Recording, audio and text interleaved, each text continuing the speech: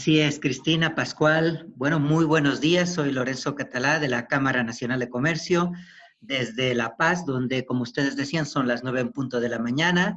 Estamos unidos una vez más a través de estos webinars que organizamos con Génesis Consulting y con CER, junto con Copaproce. Es una actividad en la que unimos esfuerzos para poder motivar a nuestros empresarios, a nuestra gente, a superarse y enfrentar estos momentos que sabemos que en todo el planeta son complicados. Como ustedes decían, es muy lindo despertar e iniciar una jornada con nuevas energías, con pensamiento positivo. Hoy tenemos la suerte de escuchar a Cristina García con la presentación de las competencias profesionales para que nuestros equipos superen con éxito la nueva realidad. Los dejo con Pascual Yungueras desde Terraza, que va a darnos la presentación del webinar. Para todos los que nos acompañan, un muy buen día. Todas las consultas las iremos atendiendo vía chat. Pascual, todo tuyo. Gracias. Buenos días, América. Buenos días desde un sol increíble a las 3 de la tarde aquí en Barcelona, con lo cual, si el tiempo nos acompaña en sus países, va a ser un gran día hoy también. Bienvenidos a esta nueva edición de los webinars que estamos desarrollando desde el epicentro de Bolivia en La Paz para toda América Latina y España. Hoy trataremos, como muy bien ha dicho Lorenzo, el tema de las competencias profesionales. Y para ello hemos invitado a Cristina García, una especialista en tratamiento o en la gestión de los recursos humanos. Pero mucho más allá, puesto que Cristina es psicóloga por la Universidad de Barcelona y se ha especializado en tratamiento de las organizaciones y sobre todo en la gestión de los equipos. Más de 30 años de experiencia en dirección de proyectos y gestión de talento. Es especialista en programas de habilidades, directivas, competencias, neuroliderazgo, bienestar, salud, seguridad en el trabajo o empresa saludable, entre otras especialidades suyas. Hemos de decirle que Cristina en esa línea ha preparado una sesión pensando ya si no en el futuro, en el día después o en el día antes para saber cómo tenemos que comportarnos en el día después. En esta línea seguiremos una pauta de los últimos webinars en que Cristina nos hará una exposición extensa en ese sentido sobre esas competencias y luego entraremos en un análisis de la situación a partir de las cuestiones que nos hayan planteado todos ustedes a través del chat y de otras que iremos incorporando en función de lo que nos digan. Solamente quiero decirles un par de cosas. Una de las preguntas ya me has dicho que me las formulan a través del chat. Otra cosa que quiero decirles es que estos webinars contarán para todos aquellos que estén interesados en certificaciones oficiales. Esa certificación hay que solicitarla en los cuestionarios que se reparten o que se incluyen durante el chat, durante toda la conferencia, para que ustedes se los puedan bajar, puedan opinar y evaluar la conferencia y además indicar si quiere que se les remitan una certificación de participación en esas sesiones formativas. En este sentido, decirles también que Cristina y Neus, socia que acompaña a Cristina en sus proyectos por América Latina, tienen editados varios libros, entre ellos de neuroliderazgo de empresa saludable, que evidentemente si estuvieran interesados en recibirnos a través de ebook, pues nos lo hagan saber también en ese cuestionario que nosotros les planteamos. Y a todo eso solo me queda dar también las gracias, en especial, puesto que se han puesto en contacto conmigo para decirme que nos iban a seguir muy bien en esta sesión, que son muchos corredores o productores de seguros de Argentina que han decidido que estas sesiones van a ser punto de partida para incrementar sus conocimientos y fortalecer sus habilidades en ese periodo de transición hacia una nueva etapa. Y dicho esto, solo me queda decirles que nada, que nos lo pasemos bien. Ya hemos pasado un centenar de participantes y seguimos creciendo. Cristina, son todos tuyos. Buenos días o buenas tardes. Muchas gracias, Pascual. Gracias también, Lorenzo, por la presentación y a todo el equipo que está detrás, bueno, pues provocando que estos webinars sean todo un éxito y, por supuesto, a las personas que están al otro lado de la pantalla, que sin todos ustedes nosotros no podríamos tirar adelante nuestro propósito. Bueno, hoy estamos aquí planteándonos esta pregunta tan importante para mí, que es cuáles son las competencias profesionales para que nuestros equipos superen con éxito la realidad actual. Para encuadrar un poquito toda la ponencia que voy a dar hoy, quería leerles este pequeño escrito, que es: el entorno ha cambiado y ello implica cambios en todos los escenarios de nuestras vidas. La clave está en aceptarlo, integrarlo y adaptarse a las nuevas demandas para transformarnos, crecer y evolucionar. Quiero que empecemos haciendo una pequeña visualización de lo que son las fases del cambio, pero ya empezando a trabajar un poquito las competencias. Y quiero centrarme en la competencia de capacidad de adaptación o liquidity. Es decir, ya no solamente tenemos que ser personas que nos adaptemos, sino que además tenemos que ir un poco más allá. Bueno, he hecho aquí un pequeño resumen de a partir de febrero, ¿no? Empezamos bueno, incluso en enero, a oír ya cosas del COVID-19 y no voy a entrar en qué ha ido pasando porque ya hemos hecho muchos webinars y estamos sobrecargados de información, pero sí que es importante saber con las fases de la curva del cambio. ¿Qué nos estamos encontrando? Nos estamos encontrando realidades externas, realidades internas que nos están atacando constantemente. Aquí he hecho una pequeña representación de la curva del cambio, en donde nos encontramos muchas bolitas. Todas estas bolitas son las personas que están viviendo este cambio. A nivel mundial, prácticamente todos. Pero ¿qué nos ha pasado? Que hay personas que en febrero tuvieron el primer impacto, el primer ataque. Luego vino la fase de negación o miedo, aceptación y creamos una nueva realidad. Claro, el problema está en todas las bolitas que vemos aquí, ¿dónde se han quedado las personas? Y para eso los líderes tienen que estar muy preparados, porque no es lo mismo haberte quedado en la fase de la negación o en la fase del miedo. Hay muchísimas personas ancladas en la fase del miedo. O estar en la aceptación, o personas que les ha faltado 3 días para pasar por toda la fase del cambio y ya empezar a crear una nueva realidad. Aquí, bueno, quería comentar una cosita. La reacción de cada una de las personas va a depender de cómo va pasando este cambio. Y los líderes hemos de saber que cada una de las personas irán generando realidades distintas, pero que serán sus realidades. En esta siguiente lámina quiero presentaros qué ha pasado en Nueva Zelanda y en otros países donde los líderes han tenido las competencias necesarias para ser aceleradores ante la curva del cambio. Nos encontramos en Nueva Zelanda con Jacinta Ardern. Esta persona, esta líder, actuó de forma muy rápida. Solamente habían 6 personas contagiadas en cuanto ella cerró las fronteras y invitó a un confinamiento voluntario.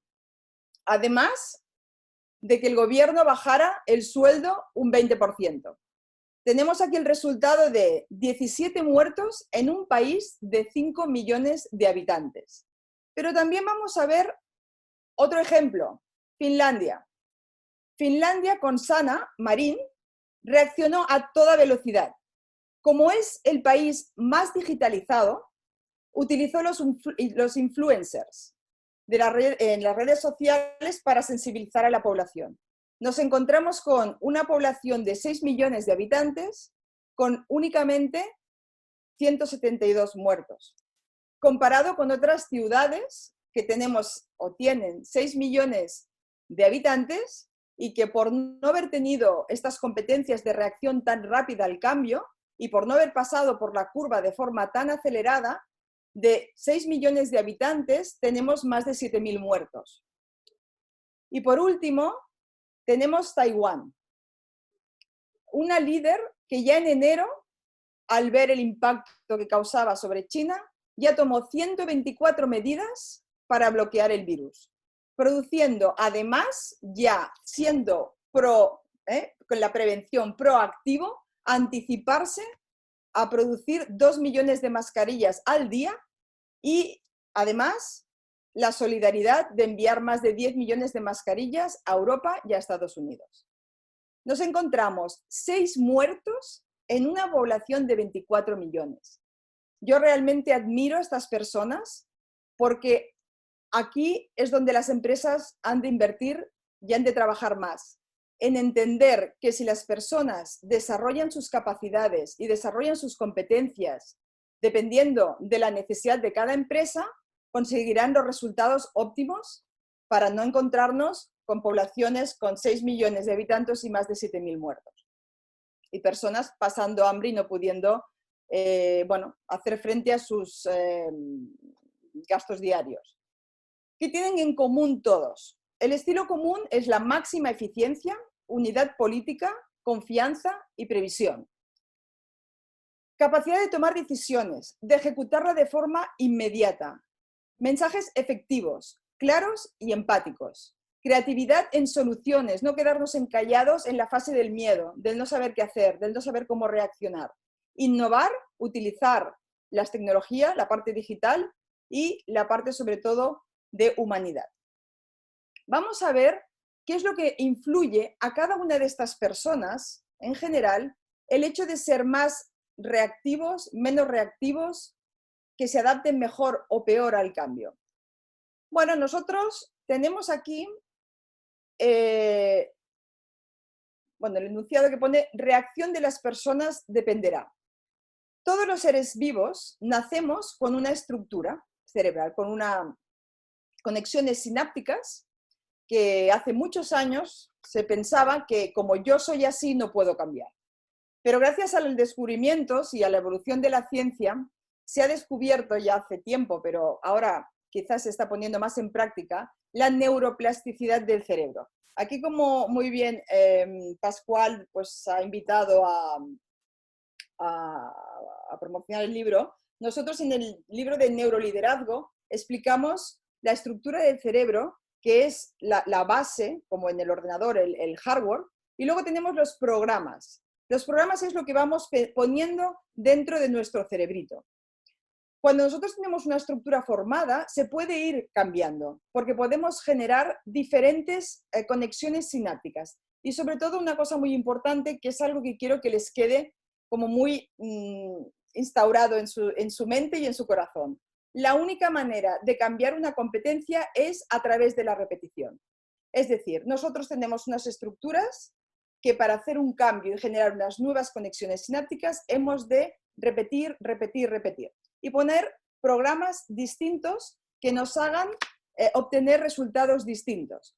Por ejemplo, los programas, sistema inmunológico mental, depende de la familia, de donde venga, de donde haya estudiado, tendré una serie de pensamientos que vendrán de forma automática y otros que no vendrán nunca. Las personas exitosas, las personas famosas, las personas que generalmente tienen esta curva del cambio tan acelerada, pocas veces se plantean el fracaso. Se plantean siempre voy a conseguirlo. Evidentemente, a veces se encuentran con alguna piedrecita, con una roca o una supermontaña, pero son capaces de ser flexibles y de ser, liquidity, ¿no? Es decir, líquidos, es decir, el trampear, el sortear. Habrán otras personas que se plantearán el hecho de no puedo y se quedarán bloqueadas en estos pensamientos. También tenemos el mapa mental. Soy más analítico, soy más, ¿qué creencias tengo, no?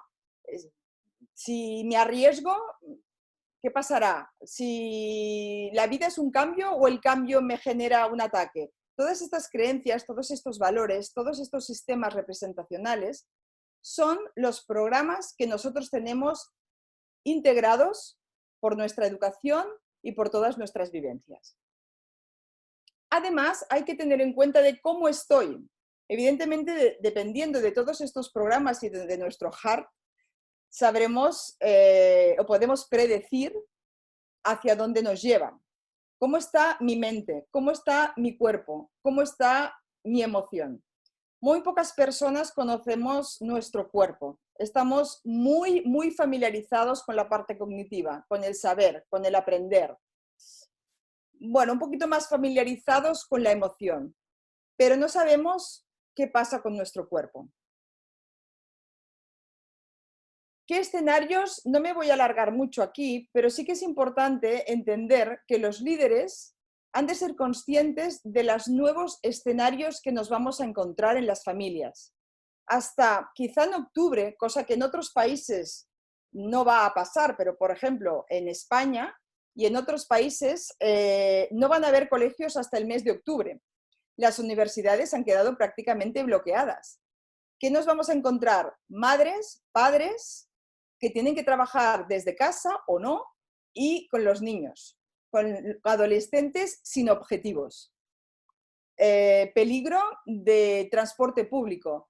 Por ejemplo, NC Consulting también se dedica al tema de seguridad vial. Yo realmente estoy muy preocupada cómo va a ser la incorporación de nuevo en la movilidad de las personas hacia las empresas. Creo que las empresas tienen que potenciar mucho la seguridad. Pues a lo mejor, ante el peligro en su realidad de coger un transporte público, quizás se exponen todavía a más peligro cogiendo un patinete, una bicicleta o bueno, cualquier de esos utensilios que nos ponemos en los pies para desplazarnos. ¿Qué pasará con los abuelos? Hay algunos abuelos que ya no están en las residencias, abuelos que se quedaban con los nietos que igual no. Y bueno, los espacios de ocio, ¿no? Que de momento han desaparecido.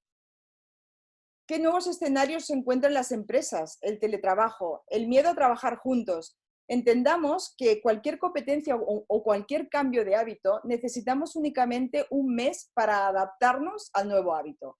Las personas ya están adaptadas a estar en casa, estamos adaptados ya a trabajar desde casa. Antes no concebíamos una reunión a través de una videollamada o se hacía en muy pocas ocasiones. Imaginemos que esta persona que han estado solos en casa durante un mes y medio, de repente empiezan a interrelacionarse con personas que quizá no respeten los 2 metros de distancia o no lleven mascarillas o, bueno, cualquier circunstancia que la otra persona pueda detectar como un ataque. Con lo cual las empresas han de estar y los líderes muy concienciados de que van a haber ataques de ansiedad y las personas van a tener miedo a relacionarse y a la nueva realidad. A partir de ahí nos vamos a encontrar con reacciones, con hábitos saludables o hábitos tóxicos. Y aquí nos encontramos con los líderes que no únicamente van a tener bastante con ser empáticos, sino que son líderes que van a tener que ser también compasivos, es decir, ir un pasito más allá. Bueno, aquí, además de las circunstancias que nos amenazan constantemente, cada persona va a ir a trabajar con una actitud distinta.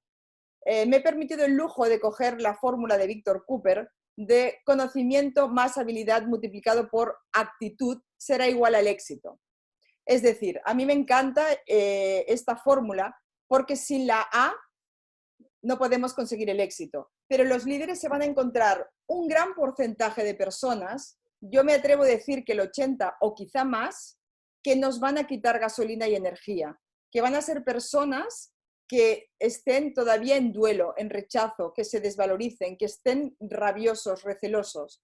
También nos vamos a encontrar un 20% de personas brillantes, con ganas de hacer cosas nuevas, con ganas de aprender, curiosas, bueno, empáticas, con acción, que son las personas que necesitan las empresas. El líder tiene que protegerse a sí mismo de todos estos también ataques que va a tener de las distintas realidades y de las distintas reacciones de las personas y además tendrá que proteger a los demás, manteniendo su equilibrio interior. Tiene que ser un líder íntegro, inteligente y algo que generalmente no se suele hablar, pero que es muy importante. ¿Qué nivel de energía tengo? Si yo empiezo el día y los primeros 20 minutos o la primera media hora tengo una discusión o tengo una conversación desgastante, es posible que ya durante el día haya gastado todo mi crédito de energía. Hay que cuidar la energía de las personas. Bueno, ¿cómo tienen que ser las empresas en el futuro? Se acabaron los trabajos para 30 años, se acabaron las empresas que podían estar en la zona de confort durante años y años. Yo creo que mi abuelo, mi padre, mis hermanas que se llevan muchos años conmigo, pueden hablar incluso muchas personas de una antigüedad de 30 años, ¿no? Ahora mismo las empresas no pueden estar en la zona de comodidad. Han de arriesgarse, han de dar un pasito y el salto ese que da tanto miedo a la zona de aprendizaje y la zona de crecimiento, que es estar fuera de la zona de confort. Yo les invito siempre a las personas que quieren desarrollar sus competencias a siempre sentirse fuera de la zona de confort. Cuando yo estoy cómodo, no estoy evolucionando. Cuando hay alguna madre o algún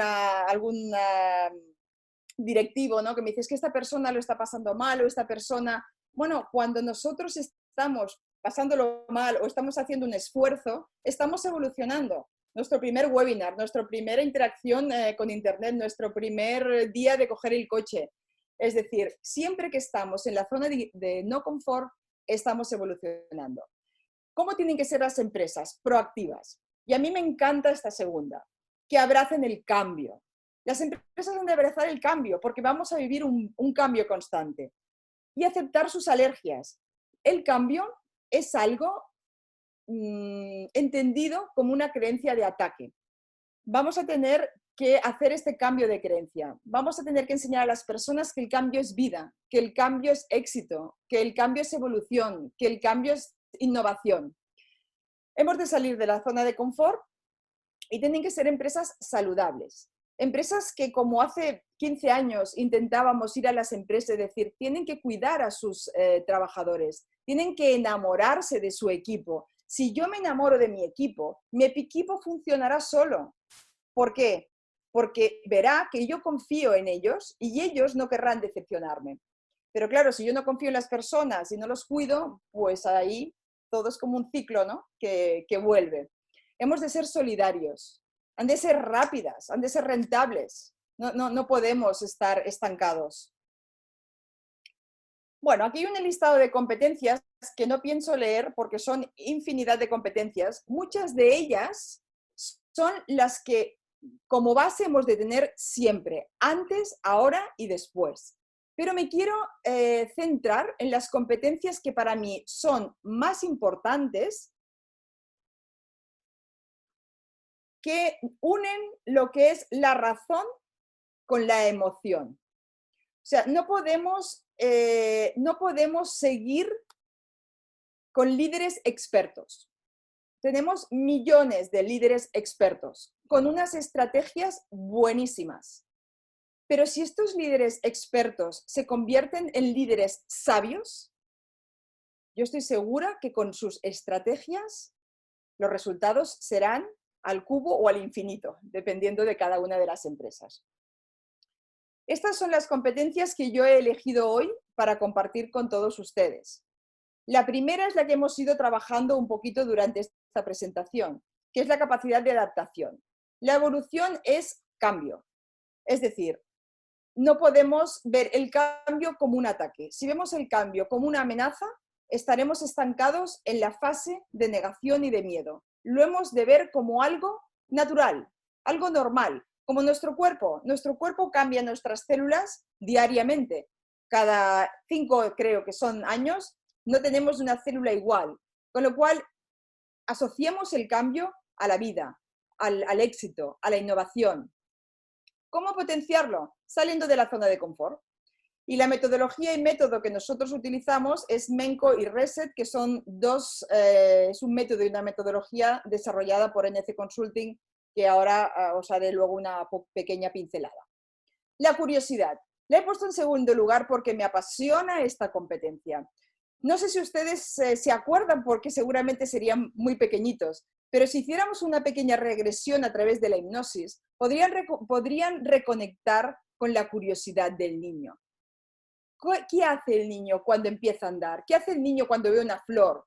Pues igual la huele o la estruja, pero experimenta con ella. ¿Y qué hace esta experimentación? Hace que aprendan con mayor rapidez y generando relaciones mucho más fluidas. Para mí la curiosidad es una de las competencias más importantes ahora mismo. ¿Cómo potenciarla? Pues bueno, experimentando, preguntando, descubriendo, como lo que hace el niño. Por ejemplo, ¿qué podemos hacer? En primer lugar, abrir conciencia. ¿Estás realmente abierto a conocer cosas nuevas? Si no, es difícil de desarrollar la curiosidad, ¿no? Por ejemplo, el probar deportes nuevos. El ponerles unos ejercicios a las personas para que cada día tienen que preguntar 3 preguntas a alguien sobre un tema. O, por ejemplo, cada día han de descubrir un plato típico de un compañero de trabajo que sea de otro país, o ponerse por internet y, bueno, a ver, en la India, un plato de la India, un plato de China, un plato de... ¿Qué haces con estas conductas? A través de estos comportamientos cambiamos nuestra estructura cerebral y volvemos a potenciar todas esas competencias que están algunas dormidas y que otras tenemos que desarrollar. Vamos a la siguiente, la creatividad. ¿Por qué potenciar la creatividad? Pues hoy en día tenemos tantísimos productos y tantísimas ofertas que hemos de ser ingeniosos, hemos de decir, bueno, a ver, ¿qué idea puedo tener yo para poder ser distinto a los demás, ser singular? ¿Y cómo lo podemos potenciar? Bueno, pues podemos ir a conferencias, podemos ir a foros, podemos, por ejemplo, uno de los ejercicios que nosotros trabajamos para desarrollar la competencia de creatividad es cada mañana cuando tú bueno, cada mañana o cada 2 mañanas, puedes dibujar cualquier cosa. ¿O qué puedes hacer? Puedes también poner un vaso o puedes poner un objeto de tu casa y empezar a escribir. ¿Para qué podría servir este objeto? Son juegos que hemos jugado de pequeños y que hemos dejado de hacerlo porque pensábamos que no eran útiles quizá. Pero cuando nosotros cada día imaginamos una situación distinta, ¿cómo sería si yo viviera allí? ¿Cómo sería si hiciera eso? Voy a dibujar otra realidad. Es cuando nosotros empezamos a ser creativos. Y contra más creativo y contra más ideas, es más. Es como decían que el comer, ¿no? Solo es empezar, ¿no? Y el crear igual. El espíritu colaborativo. El espíritu colaborativo sirve para refortalecer las relaciones sanas. Bueno, aquí podemos mirar de hacer acciones de voluntariado dentro de la misma empresa. Si nosotros realmente supiéramos la cantidad de sustancias de dopamina, de serotonina, que nosotros generamos cuando hacemos algo por alguien, estaríamos todo el día siendo generosos y compartiendo. El problema es que a veces, como he dicho antes, nos falta información, nos falta mucha información sobre qué genera nuestro cuerpo dependiendo de la competencia, del hábito o del pensamiento que estoy teniendo en cada momento. El espíritu colaborativo también hace fidelizar a los clientes porque se encuentran cómodos con nosotros y evidentemente alcanzar los objetivos profesionales. La proactividad es buscar anticiparse y tomar el control de la situación, como alguna de las líderes que he comentado al inicio, ¿no? Ya únicamente, ya cuando vieron que la situación era realmente grave, en el mismo momento ya toman acción, no esperan a ver qué pasa y cómo nos irá, sino que protegen a sus ciudadanos y actúan de forma rápida. Claro, ¿qué nos puede potenciar la iniciativa o la proactividad? Pues la iniciativa y la proactividad, lo primero que hay que hacer es perder el miedo al rechazo. ¿Cuántísimas ideas brillantes podrían salir de cualquier persona de la empresa? No importa la jerarquía, porque todas las personas tenemos la capacidad de crear, de tener iniciativas que puedan servir. Y yo creo que desde los CEOs o desde los mandos intermedios deberíamos tener en cuenta cualquier persona que esté en la compañía que nos pueda generar una idea brillante. Como a lo mejor en un caramelo ponerle un palito. Esto salió de una persona que no estaba en ninguno de los mandos, sino que salió de un trabajador o de una persona que en un momento dado dijo una idea absurda y que fue una idea brillante y que hizo ganar muchísimo dinero a la compañía Chupa Chups. Bueno, ¿cómo lo podemos hacer? Bueno, a lo mejor podemos hacer los típicos juegos, ¿no? De ponernos a, no sé, imitar a alguien o simplemente abrir un brainstorming. Venga, vamos a decir cosas y a ver qué pasa. Son una serie de actividades que nosotros hacemos y que absolutamente todo lo que nosotros, todos los programas que impartimos, siempre están desde la variante de experimentar, desde el hacer sentir a las personas. De hecho, yo recuerdo que todas las experiencias que se me han quedado de mi adolescencia y del sistema educativo en mi colegio han sido aquellos profesores con carisma que explicaban historias personales relacionadas con la competencia o con el tema que estuviéramos trabajando. Ahora, bueno, ya que he comentado los profesores, creo que es una profesión que se ha desvalorizado muchísimo. Creo que también las empresas y en general las personas han de dar muchísimo valor a los maestros que nos cuidan a nuestros niños desde el preescolar, la ESO, bueno, hasta que llegan a la universidad y luego todos los formadores que seguimos acompañando a las personas para que desarrollen sus potenciales, sus competencias, sus hábitos y sepan, bueno, hacer un buen filtraje de los pensamientos y de las emociones. La resiliencia. Es una competencia que vamos a tener que utilizar muchísimo.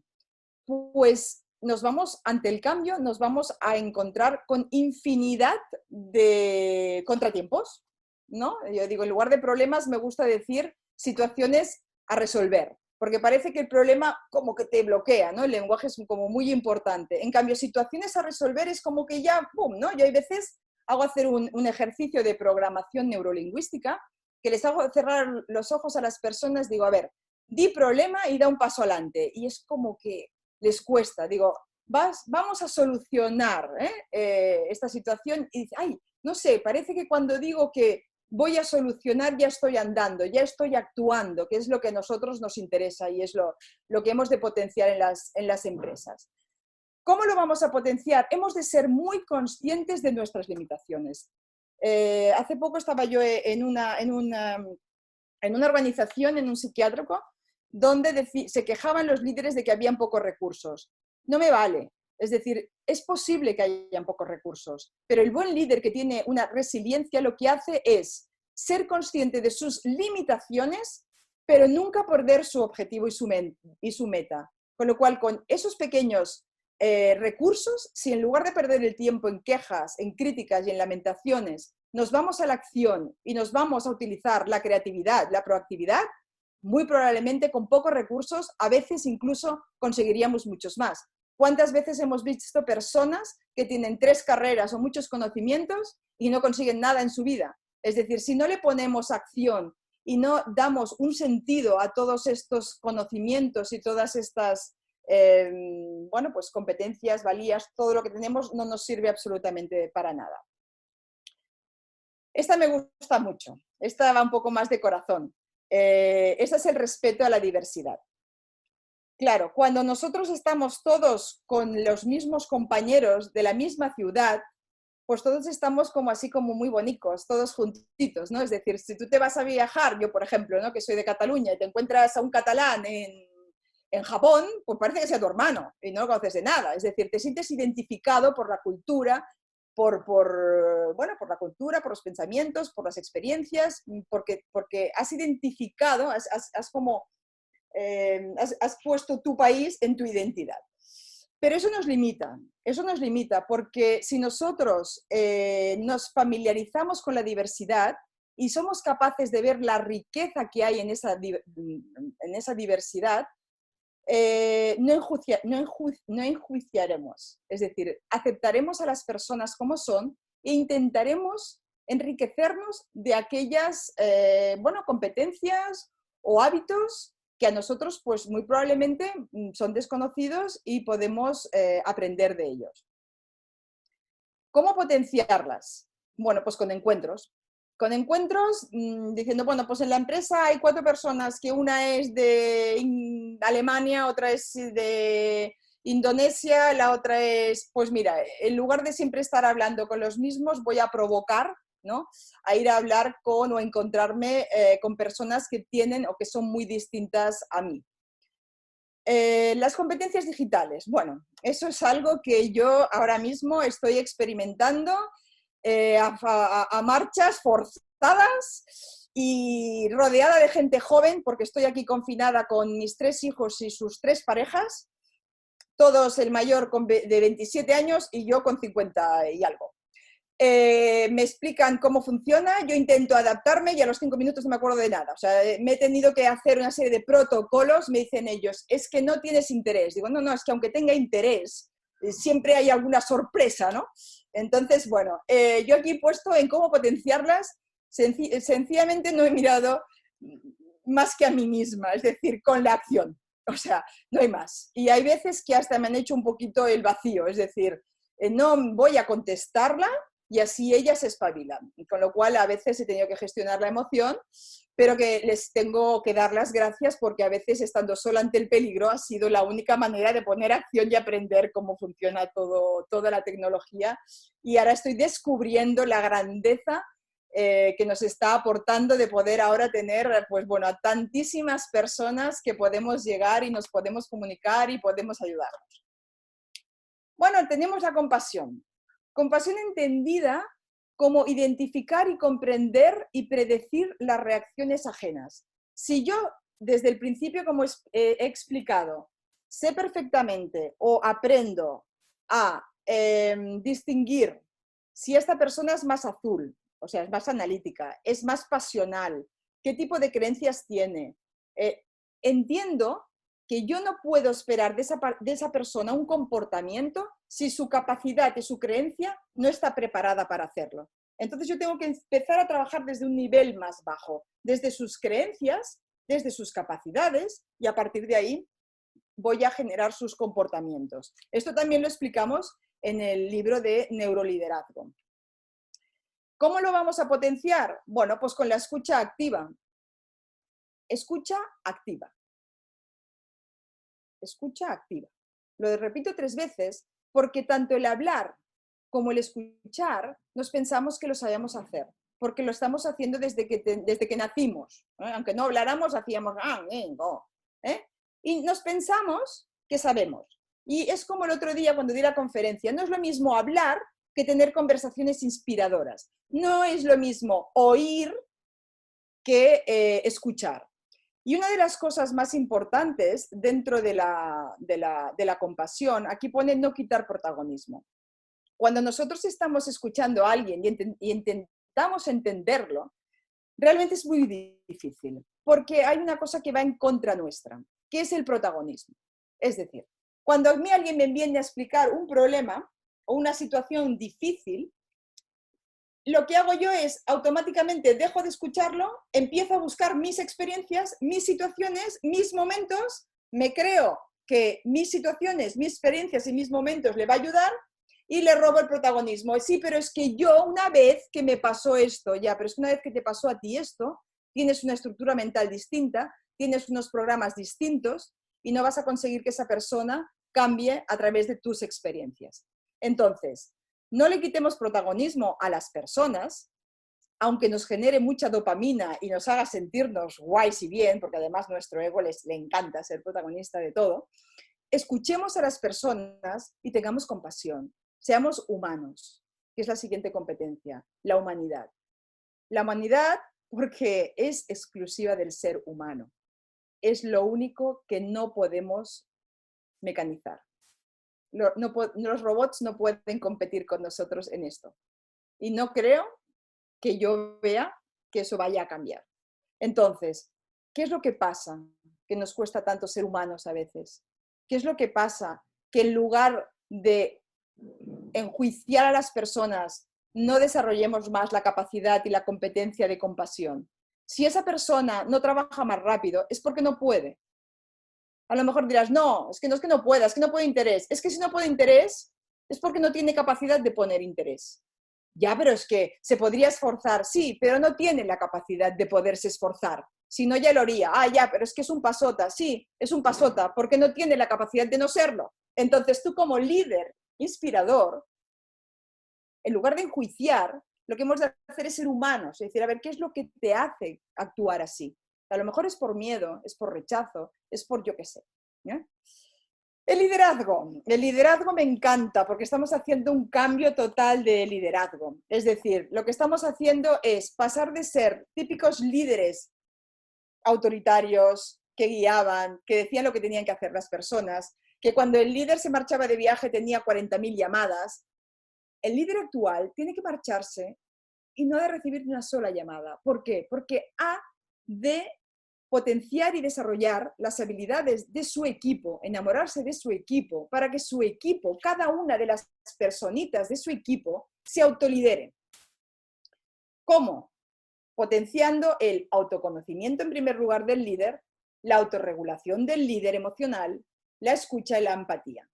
Y cuando el líder está preparado, entonces es cuando puede proyectarse sobre su equipo. Líderes, enamoraros de vuestro equipo, porque vuestro equipo va a notar que confiáis en ellos y ellos confiarán en vosotros. Bueno, en competencias ya sabemos cómo pasar de expertos a sabios. Voy a explicar, nada, en 2 minutitos, nuestro método de neuroaprendizaje de competencias que le denominamos MENCO, basado en el concepto de neuroaprendizaje, a partir de la conciencia, la motivación y la técnica, y ¿os acordáis al principio que he dicho? La repetición y repetición y repetición, no hay más de comportamientos y gracias a la neuroplasticidad inducida se generan cambios en las estructuras neuronales que hacen posible el desarrollo de las competencias del liderazgo. Es decir, tenemos una gran suerte porque ahora, gracias a este descubrimiento, todo depende de mí. O sea, ya no me vale el soy así, sino es soy así y voy a ver cómo quiero ser. Y cómo esto es el método y esto es la metodología. Cuando yo soy inconsciente, ¿no? Dice aquí, pasamos de nivel de cumplimiento de adaptabilidad que la empresa necesite al nivel de cumplimiento deseado, ¿no? Por ejemplo, que tengamos un nivel de cumplimiento bajo en adaptabilidad, ¿sí? Vale, ¿cómo hacemos este cambio? Con estas 4 fases de reset. Bueno, reset tiene 5, pero las fases del desaprendizaje y el aprendizaje son 4. Es decir, pasamos de una situación de inconsciente y de mi incompetencia, o sea, no me adapto, soy rígido, lo trabajamos a través de la reflexión. ¿Qué es lo que me hace no ser rígido? Luego pasamos al ser consciente de mi incompetencia, es decir, me he dado cuenta que soy rígido, antes no me daba cuenta. ¿Cómo lo hacemos? Con la motivación. Y muy importante aquí el ¿para qué voy a ser adaptable? Luego pasamos del consciente a descubrir la nueva competencia, que es el me adapto. Y aquí, ¿cómo lo trabajamos? Lo trabajamos con técnicas de saber, damos una serie de técnicas, ahora no voy a entrar, y experimentar. Y a base de repetir, repetir, repetir, como he comentado antes con la curiosidad, ¿no? Hacer 3 preguntas a alguien, 3 platos distintos. A base de repetir, repetir, repetir, repetir, repetir, repetir, repetir esos comportamientos, pasamos a la última fase, que es la transformación. El líder o la persona ya ha integrado ese nuevo hábito. Y ahí se quedó el nuevo hábito, ¿sí? Entonces, bueno, muy importante el hecho de desarrollar todas estas competencias con estos pasos. Y sí que quería comentar, que se me ha olvidado antes al principio, muy importante en las competencias, se ha demostrado que hemos de trabajar en equipo, hombres, mujeres, personas. Significa que se ha demostrado que generando equipos solamente de masculinos o equipos solamente femeninos tienen menos efectividad que trabajando juntos. Femeninos con masculinos. ¿Por qué? Porque el género o la persona, porque a veces no tiene que ser hombre y mujer, sino que la persona tiene un yin y un yang, es decir, muchas veces tiene más desarrollado en el hombre el yin, que es la parte femenina, y el yang, que es la parte masculina, o al revés, cuando tenemos equipos mixtos, donde, por ejemplo, a lo mejor las mujeres, ¿no? El tema de la empatía quizá la tengan más desarrolladas por la evolución histórica del ser humano. Oye, pues la parte masculina puede beneficiarse y puede aprender de esto. O al revés, quizá la parte analítica más la masculina, no lo sé. El tema está en que somos personas masculinas y femeninas, con yin y yang, y que hemos de formar grupos mixtos, porque son mucho más efectivos que si trabajamos separados. Las conclusiones. Nos encontramos ante una multitud de realidades internas y externas, así como una situación en la que la realidad ha cambiado y que va a seguir cambiando de manera incierta.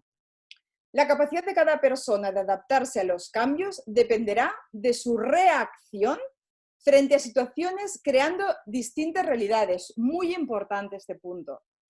La nueva realidad actual y futura, incierta y cambiante, porque va a ser así, requiere cambios en las organizaciones y sus valores. La diversidad y la complementariedad son claves para enriquecer las respuestas y las soluciones de las empresas. Los nuevos valores y características de las empresas exigirán nuevas competencias personales y profesionales, especialmente las que hemos estado hablando, ¿no? Como humanidad y otras, curiosidad y otras tantas. Estas competencias claves que deberán desarrollar las personas no están únicamente relacionadas con ser expertos, sino con su sabiduría. Muy importante este punto. Estamos llenos de expertos, pero solamente que desarrollen un poquito más la sabiduría de las emociones y de las interacciones, bueno, los resultados serán fenomenales, fantásticos. Las áreas de talento humano deberán poner en marcha programas y estrategias para que las personas puedan desarrollar esas nuevas competencias. Bueno, yo aquí doy más o menos por finalizado mi exposición. Espero que les haya podido aportar un granito de algo distinto que quizá pues, sea nuevo para todos ustedes. Y bueno, ahora como Pascual ha dicho el neuroliderazgo, también La empresa saludable es nuestro primer libro. De aquí van a ir saliendo todos los hijitos, el neuroliderazgo, neuroseguridad y todo lo relacionado con la neuroplasticidad y el neuroaprendizaje. Pues bueno, yo doy por finalizada aquí mi exposición. Gracias a todos por estar aquí conmigo. Y Gracias, Cristina. Pascual, si ha habido preguntas o... Yo tengo muchas notas tomadas sobre tu conferencia y notas que han ido llegando a través del chat. Notas, como puedes entender, porque no sé en qué momento del cuadrante mío estaba tomando una nota, pueden ser más desordenadas o producto del caos de mis anotaciones. Pero sí tengo algunas preguntas que me gustaría trasladarte para que las personas que nos acompañan tengan alguna referencia más concreta. Vamos a ver, en primer lugar, hemos empezado antes, voy a unir dos preguntas. Una dice, hablabas de cambios de hábito. ¿Cómo se realizan realmente los cambios de hábito? Porque no se trata de repente de cambiar de menú en las comidas, sino eso supone una disciplina en la vida. Y esa pregunta iría ligada, evidentemente, que los cambios están de alguna forma vinculados al tiempo, ¿no? Y cómo se gestionan los tiempos para que no entres en un ataque de crisis, una nueva crisis que sería de incapacidad de gestionar tu propio entorno, ¿no? Bueno, la crisis que dices tú, ¿no? Que se puede, o que a veces nos encontramos, ¿no? con personas, es cuando nosotros queremos hacer el cambio demasiado grande. Es decir, cuando nosotros, por ejemplo, queremos tener ahí, cuando hablamos, ¿no? de ventas, ¿no? Cuando nosotros le damos a un comercial unos objetivos excesivamente grandes, que él los ve imposible de conseguir, en lugar de motivar, lo que hacemos es desmotivar. Entonces, yo, por ejemplo, en un hábito que podría ser cuidar tu físico, ¿no? Y podemos, o sea, algo fácil que podría ser el empezar a hacer deporte diariamente. Yo digo que si las personas supieran los beneficios que tienen nuestros huesos para hacer deporte diariamente, vamos, casi que no comerían y estarían todo el día moviendo el body. Pero como pensamos que no es importante, no lo hacemos. Entonces, ¿cómo lo hacemos? Lo primero es tomar conciencia de la importancia que es ese hábito. Si la persona no consigues emocionalmente conectarla o visualizar cómo yo voy a estar dentro de un tiempo, porque a ver, conversaciones inspiradoras o adaptabilidad ya, pero ¿para qué? Si la persona no sabe el para qué, si el líder no es capaz de explicarle para qué va a hacer este cambio y qué va a conseguir y qué beneficios, para que él tenga una meta y una visualización, olvidémonos de que esa persona haga el cambio. Pero, por ejemplo, en el tema del deporte, yo en la vida le diré a una persona que haga cada día 1 hora de deporte. O sea, yo les digo, cada día hacer 5 minutos de deporte. Me dicen, ¿pero cómo que 5? No, pero yo puedo hacer 20. No, es que yo no quiero que hagas 20. Yo quiero que cada día hagas 5 minutos. ¿Por qué? Porque el cambio de hábito es a nivel de repetición. Es que no hay otra manera. Pueden haber 40.000 argumentaciones distintas, pero al final, ¿cómo un niño aprende a andar? Andando. Y cada día. ¿Cómo alguien aprende a leer? Cada día, un poquito. ¿Cómo alguien aprende a escribir? Cada día haciendo la A. ¿Cómo alguien aprende a sonreír? Cada día sonriendo. Es que no hay otra. Entonces, cuando yo ya he conseguido ese hábito chiquitín de mis 5 minutitos, voy a pasar a los 10 y luego voy a pasar a los 15 y luego a lo mejor soy capaz de... ¿Comprendes? Entonces, en el cambio de hábito, por ejemplo, si soy una persona impulsiva, si soy una persona reactiva, no puedo dejar de ser impulsiva y reactiva, boom, de un día para otro.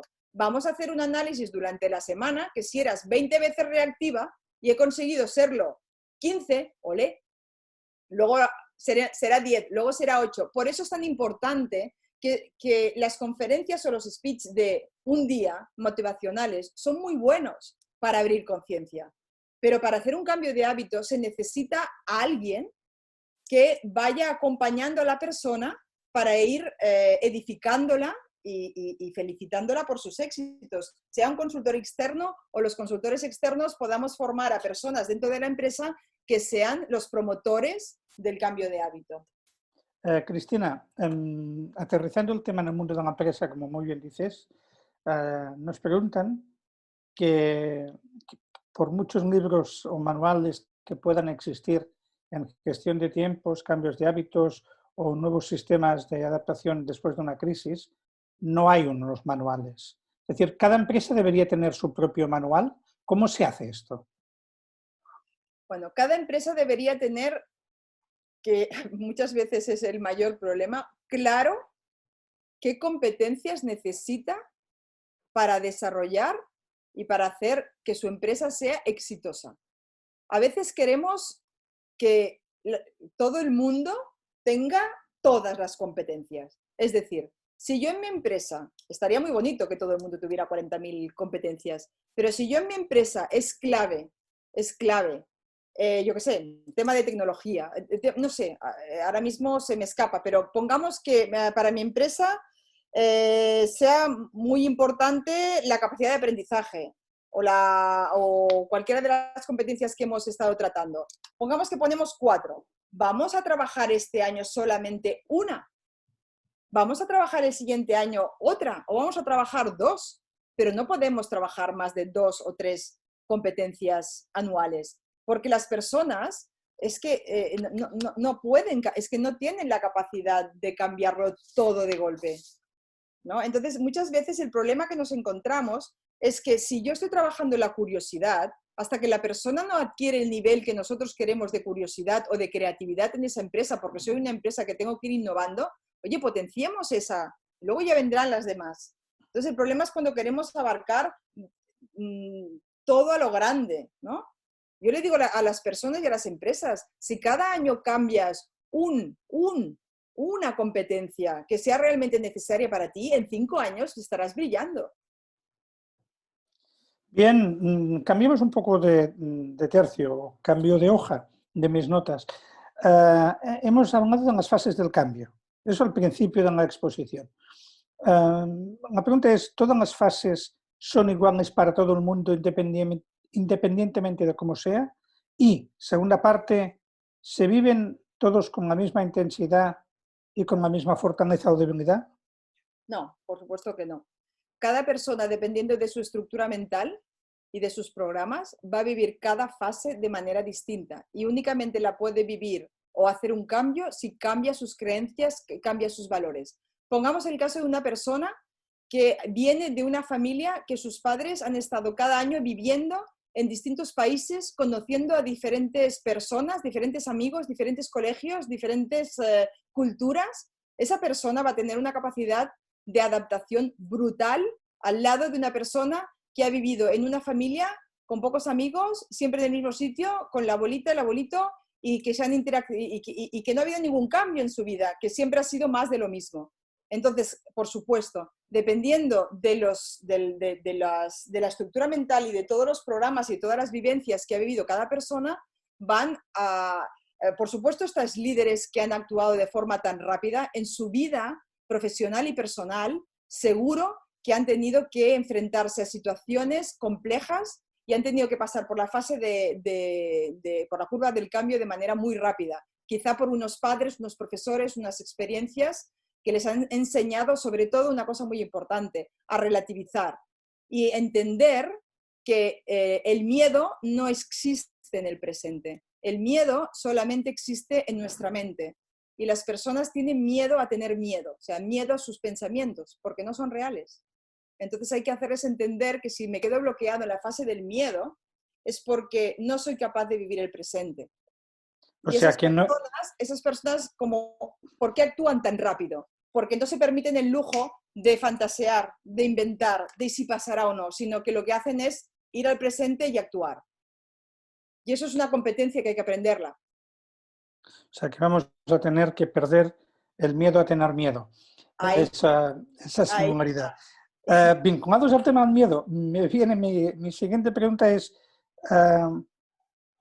en la realidad que nos ha encontrado esa pandemia con tanto tiempo encerrados, con una manifiesta realidad de lo que sería la posibilidad de la muerte o de la gravedad de una situación, es decir, todo ese esquema mental que hemos configurado durante estas semanas puede realmente hacernos instalar, curiosamente, en una realidad del miedo. Y esto, en segunda parte, podría generar un cambio, y si no un cambio, reforzar una actitud más egoísta en la defensa de unos intereses personales o de entorno más familiar frente a la solidaridad general en que siempre hacemos gala de su valor y su importancia? Por supuesto. Claro, aquí nos encontramos con muchos factores. Nos encontramos con que hay personas que ha sido una realidad el ataque, porque han muerto familiares, han muerto amigos, han muerto, incluso ellos mismos han experimentado el haber pasado la enfermedad. Pero pensemos que hay personas, que vuelvo a lo mismo, hay personas que han pasado, yo estoy en contacto porque bueno, me gusta hacer terapia personal y llevo varias personas que les estoy ayudando a superar el miedo ante el COVID-19. Y hay personas que han pasado la enfermedad y únicamente, y esta es la clave, han estado centradas en el presente. Es decir, ahora me cuesta respirar, pero estoy aquí. Ahora me cuesta más respirar, pero no estoy aquí. Ahora ya me cuesta menos porque me han intubado. Es decir, las personas que les cuesta más lidiar con el miedo son personas que no están acostumbradas a vivir en el presente, que estamos viviendo constantemente en el futuro y que por eso no somos capaces de aceptar lo que tenemos delante, porque vivimos con dos realidades. O sea, lo que hacemos es vivir con la realidad que tenemos y con la realidad que creamos. Y muchas veces esa realidad que creamos es mucho más, lo hacemos mucho más grande, mucho más pues fantaseamos, ¿no? Entonces, claro que nos pasará. Es que yo ya tengo personas que me están llamando y preguntando, Cristina, ¿me puedes hacer un informe de baja por depresión para no volver a trabajar? Yo tengo llamadas de varias personas que me han dicho, bueno, a ver, ¿cómo que de baja para no poder volver a trabajar? Lo que hemos de hacer contigo es trabajar el miedo. No, pero es que he tenido un sueño que cuando he salido todo el mundo venía y me tocaba y no mantenía la distancia de seguridad y me contagiaban y me moría. Claro, lo que hemos de hacer es, los líderes, entender que eso es la realidad de estas personas y que ya normalmente esas personas ya vivían en el miedo. Pues imaginémonos ante una pandemia real de miedo y de peligro real. Entonces, las personas que están acostumbradas a lidiar con el miedo de otra manera, viven el presente y evidentemente toman precauciones, pero no van más allá. Muy interesante, Cristina, porque eso me vincula a otra cuestión que se ha planteado.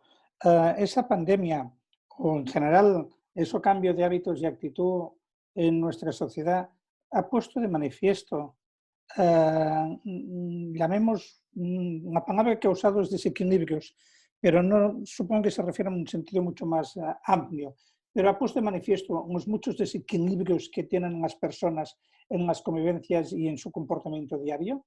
Es decir, ha hecho aflorar, no el miedo específicamente, pero todas aquellas actitudes que desde un punto de vista de la psicología analizaríamos con más intensidad y que afectan a los comportamientos y manera de ser. Por supuesto, porque cuando una persona es como un animal, somos animales, es decir, cuando una persona se siente atacada, nosotros tenemos el instinto de supervivencia. Entonces, el instinto de supervivencia, en esta exposición no lo he explicado, pero tenemos una cosita que se llama amígdala, que cuando la amígdala detecta una amenaza y un pensamiento puede ser al mismo nivel que te venga un león a atacar, ¿qué hace? Lo que hace es atacar o huir o bloquearse. Y entonces esa persona, al tener la necesidad de enviar toda la sangre a las extremidades, no tiene capacidad de pensar. Justamente el otro día yo me encontré con un caso y además tuve que una persona que le entró un ataque de ansiedad en el supermercado haciendo pues, la cola, ¿no? Y bueno, un señor llegó y pidió queso y no había queso. Y entonces se le acercó a la mujer diciéndole, bueno, encima de lo que estoy aguantando en mi casa, encima llevo aquí y no hay queso. Bueno, la otra señora se puso muy nerviosa porque le invadió la distancia, bueno, no llegaron a las manos de milagro. Es decir, sí, esta represión, ese miedo constante, ten en cuenta una cosa, Pascual, que el miedo cansa, agota, entristece. Y es como la fase, ¿no? Es decir, miedo, luego tengo mucho cansancio, tengo mucha tristeza y me desmonto y me viene la depresión. Entonces hay que cuidarlo mucho. Y por eso los líderes es muy importante que los líderes se formen como no como personas, me refiero a todo lo que son las materias de autoconocimiento. ¿Qué tipo de mapa mental tengo yo? ¿Qué tipo de mapa mental tienen las otras personas? Porque lo que nos pasa es que las personas que no tienen miedo no entienden a las personas que tienen miedo. Esto es un absurdo, pero ¿por qué te inventas esto? Estate tranquilo. Y la otra que tiene miedo no puede ni estar tranquilo ni entiende que tú no lo entiendas. Entonces, hasta que no entendamos que hay diferentes mapas mentales y hay diferentes realidades, los conflictos van a ser brutales. Por eso es muy importante hacer realmente reflexión en la formación de estos líderes, sobre todo en la compasión y en la humildad también, pero en la humanidad, el comprender a las personas, que mira, el 80% de las personas habitualmente ya viven en pensamientos negativos, con miedo y decepcionados. Pues imaginaros que además les metamos un ataque como este. Es que es normal. Y además luego también tienen necesidad de carencias reales, como falta de dinero. Vamos a seguir porque tengo muchas preguntas y no tengo tanto tiempo como preguntas. Voy a leer una porque me parece que está bien estructurada en el chat. Dice, en Argentina hace 2 meses que estamos en cuarentena, tenemos pocos contagios o contagiados y pocas muertes, pero el miedo de la gente y de las empresas no es por una enfermedad, es por la economía. Cada día entiendo que es una nueva rebaja del sueldo, unos porcentajes, cita un 40%, no sé si se refiere en su totalidad, pero la pregunta que me formula es, ¿el miedo de perder el trabajo y los ingresos es igual que el miedo que hemos planteado hasta ahora? ¿Y ¿Es igual que? ¿Perdona? Que el miedo que hemos planteado hasta ahora? Es decir, frente al virus, frente a todo, resulta que hay el trabajo y los ingresos que se pierden. Perder los ingresos, perder el trabajo no genera una situación todavía mucho más elevada que todo esto. Bueno, es que... ¿Y cómo se resuelve? Porque claro, no depende de ellos, depende de factores externos en ese caso. Generalmente la gente que tiene miedo a perder el trabajo tiene miedo al coronavirus o al COVID-19. El miedo, digamos, no se puede tener miedo a una cosa y a otra no. Puedes tener más miedo o menos miedo, pero una persona que no lidia bien con el miedo, tiene miedo a todo.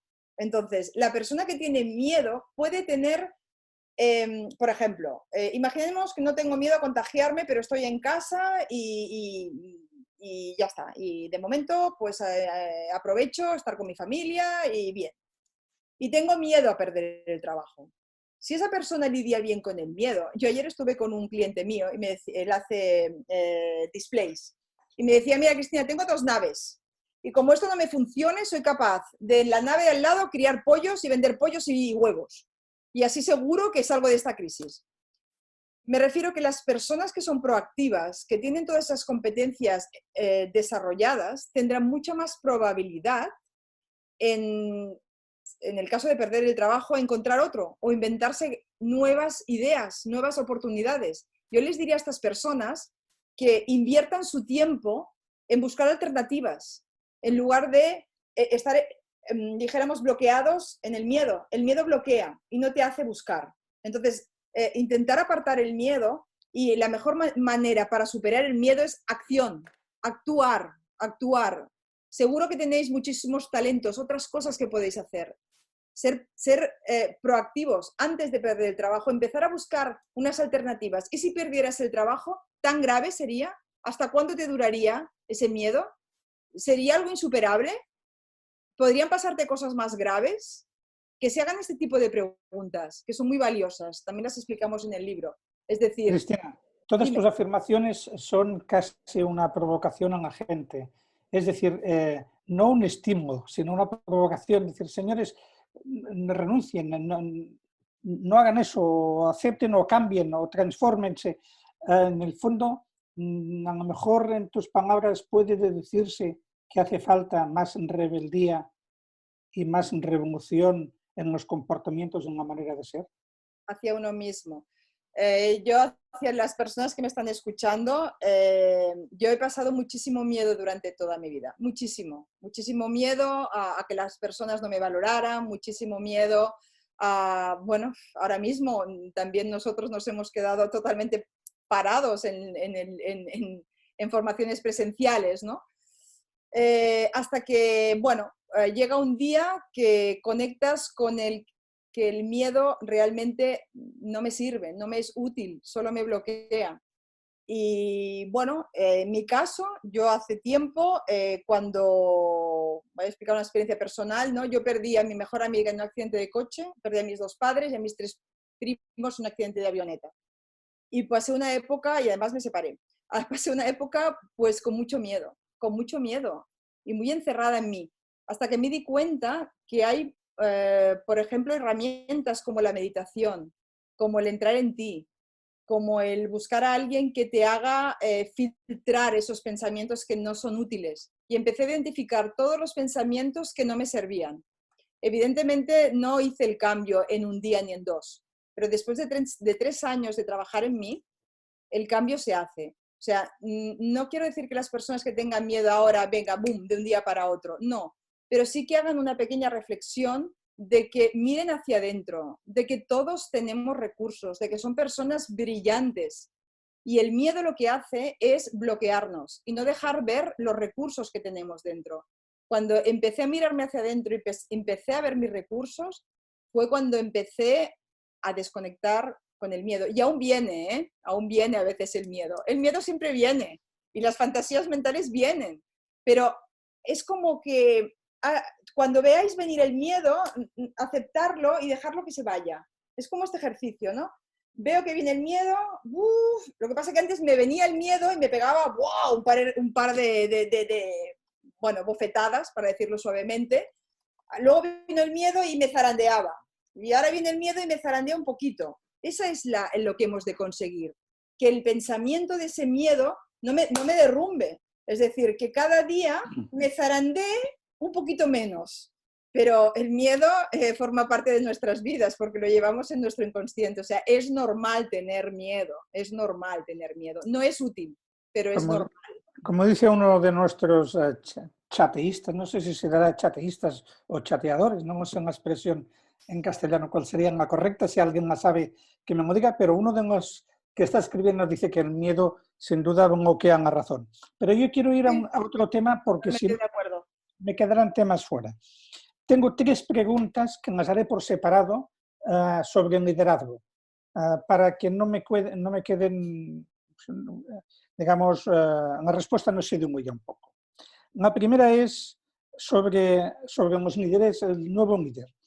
Vamos a ver, estamos hablando mucho cómo tienen que ser los líderes, pero la pregunta es, los líderes que han de gestionar las empresas de lo que estamos hablando y los líderes políticos, aunque sean perfiles distintos, esos nuevos líderes están preparados para ser los nuevos líderes de la nueva etapa o lo primero que deberíamos cuestionarnos es si tenemos que cambiar nuestros líderes.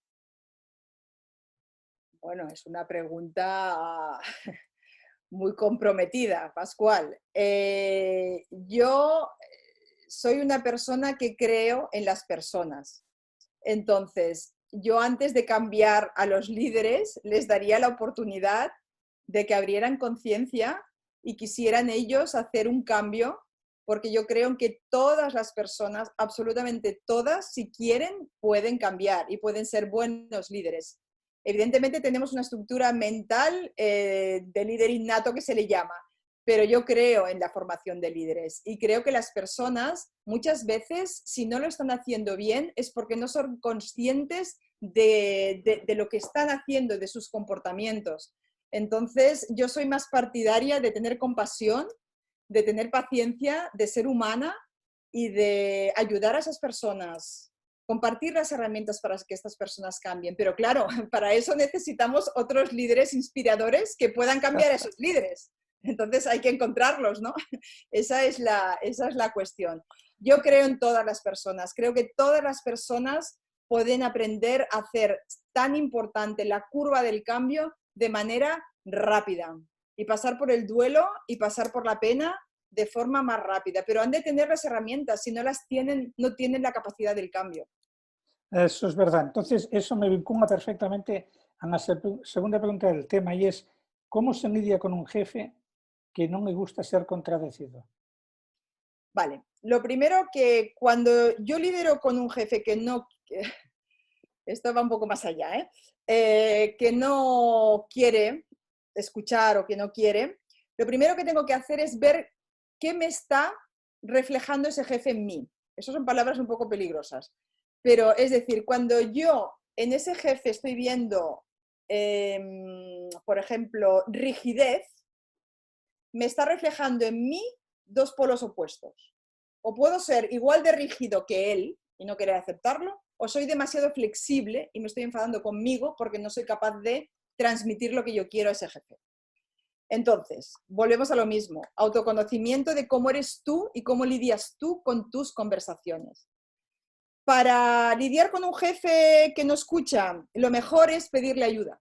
Decirle, mire, yo necesito su ayuda, porque necesito esto. El hecho es, no sé, el hecho es que me pasa esto y me siento frustrada por lo que sea. Primero es el hecho, la emoción, decirle lo que necesitas de él y luego pedirle su compromiso. Cuando tú edificas a tu jefe, es que hay jefes que no hay por dónde edificarlos. Eso no es cierto. Todas las personas tienen algo bonito, todas las personas, todas, aunque sea tocar la flauta o sea cualquier cosa, tenga los ojos bonitos, no lo sé, pero intentemos encontrar ese 1% que me gusta de ese líder.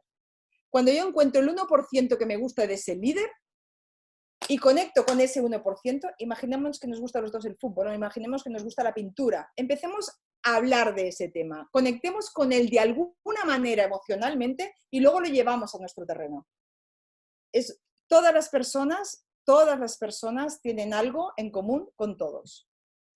Entonces hemos de ser lo suficientemente hábiles para ver el líder que tiene en común conmigo.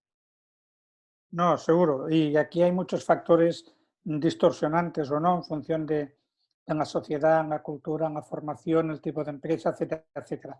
Estábamos hablando en un Sí. tono más genérico, ¿eh? Y la poca habilidad, bueno, y la falta de formación que tenemos en conversaciones, porque a veces nos cuesta mucho el explicar algo difícil, ¿no? Nos violenta, nos genera conflicto y muchas veces evitamos el conflicto también por miedo. Y en la tercera vinculada a ese tema, esta debe ser más fácil, porque A ver, incluso yo sabría responderla. Por lo a ver, tanto, puedes responderla, ¿eh? Si quieres, Pascual. no, no, no.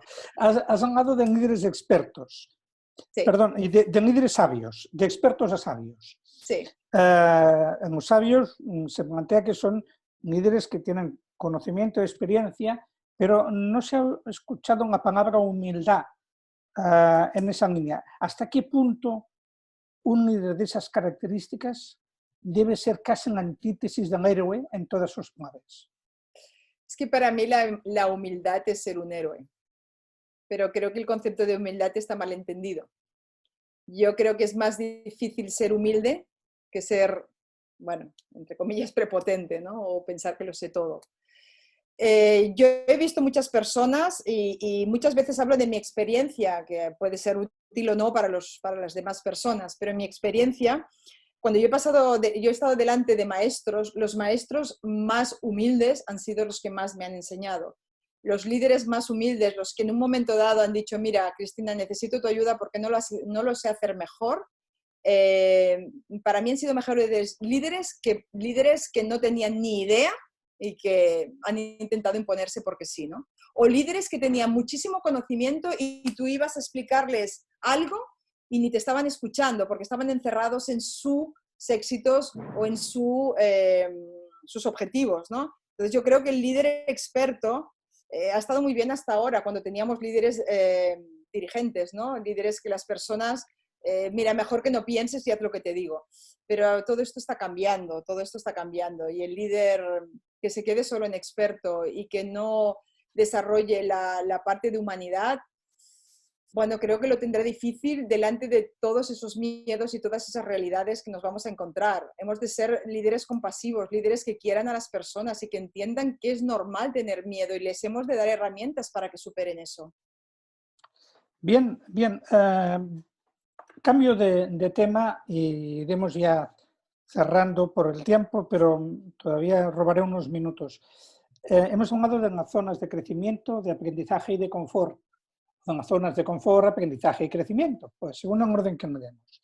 Y que de alguna forma hay que salir o no nos queda más necesidad que el virus nos eche de la zona de confort.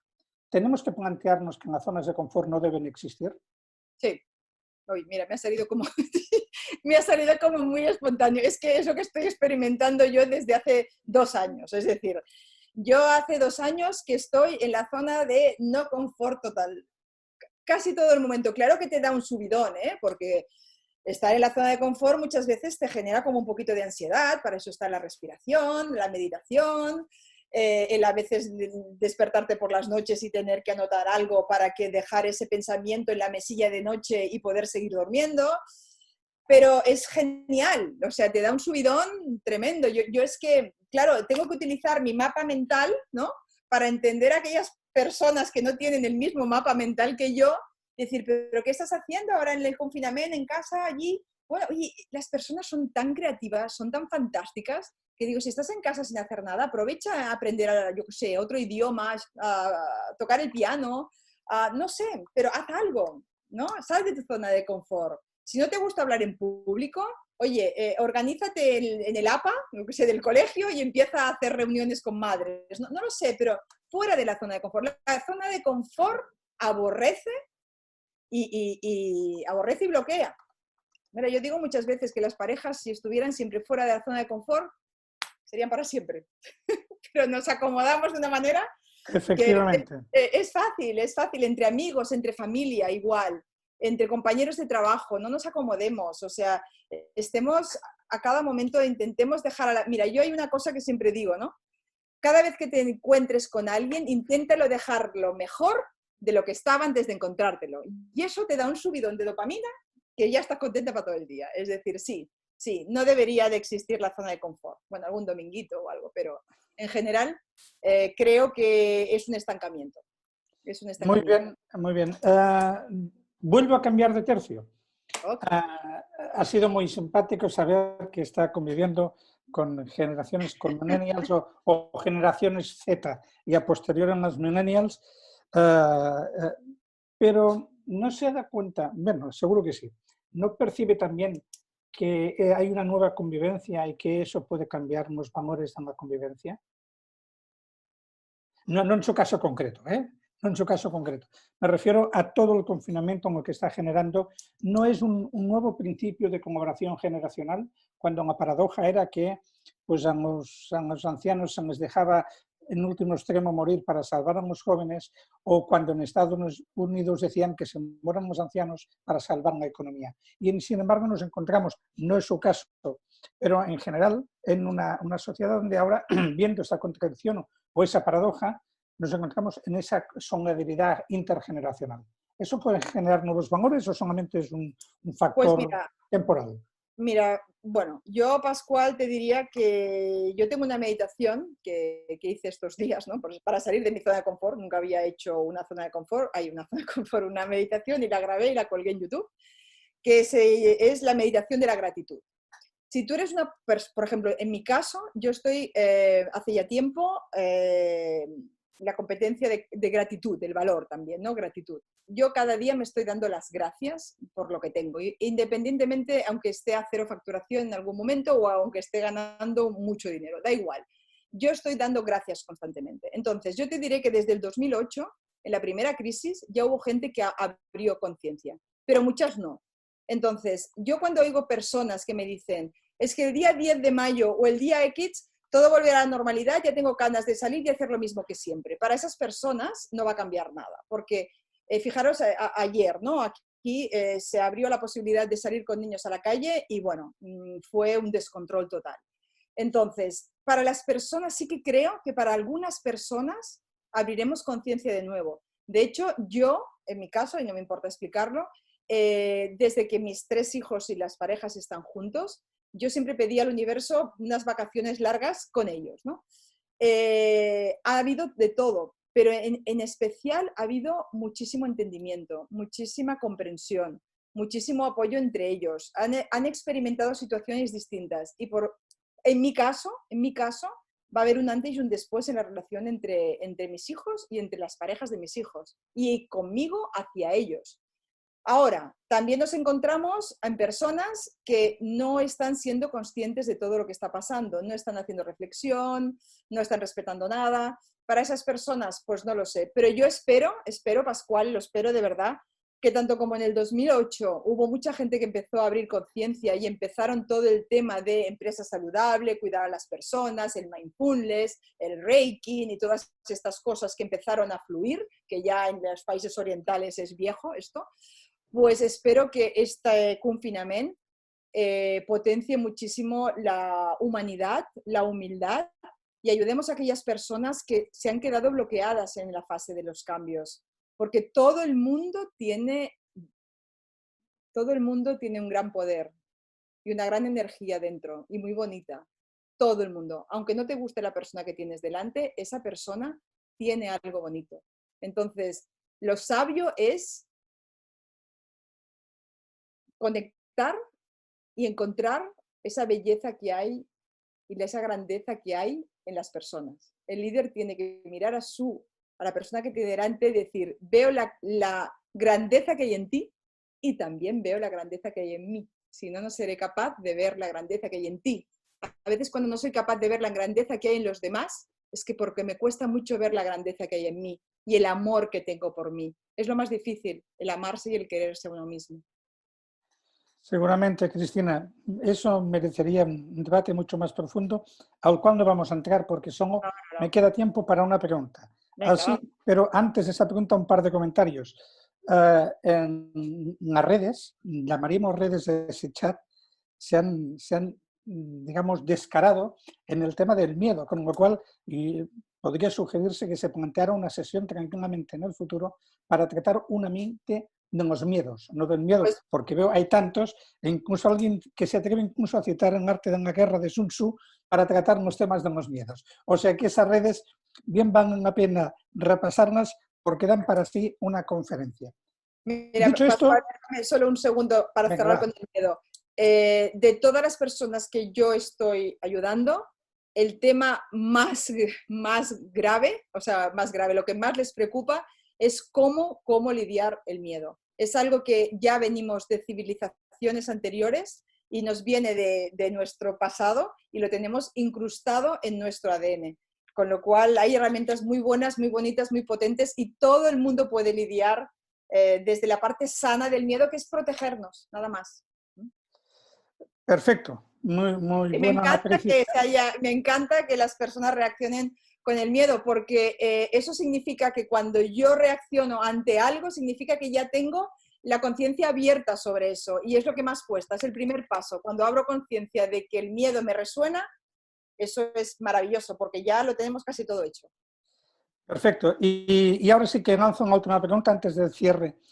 Y esa última pregunta, bueno, es un poco especial. Yo no sé si el comentario ha sido hecho intencionadamente por tu parte cuando te referías al principio de la realidad, ¿no? Primero hemos hablado de las redes sociales, la influencia que puede tener para la población, para decirnos que en la mayoría no somos nativos digitales y por lo tanto hay dificultades serias, pero que eso nos va a ayudar a transformar nuestros comportamientos. Sin embargo, citabas Nueva Zelanda, Finlandia, Taiwán como ejemplos de cómo se comportan las sociedades.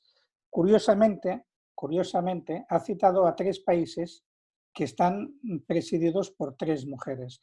Entiendo que eso no diré una provocación, sino es un hecho casi puesto adrede de 3 ejemplos de 3 mujeres. Podría haber más de mujeres, ¿eh? Y podría haber alguno de hombres seguramente, pero ¿tiene alguna significación especial? ¿Y cuál es el papel de la mujer en esta crisis? Bueno, a ver, he sido, entre comillas, cuidadosa, pero sí que es cierto que quería realzar. Y bueno, esta explicación yo de hecho la he estado comentando con género masculino, ¿eh? Y venía de un poquito de la reflexión más de ellos que de ellas. Bueno, decía yo que era importante trabajar equipos mixtos.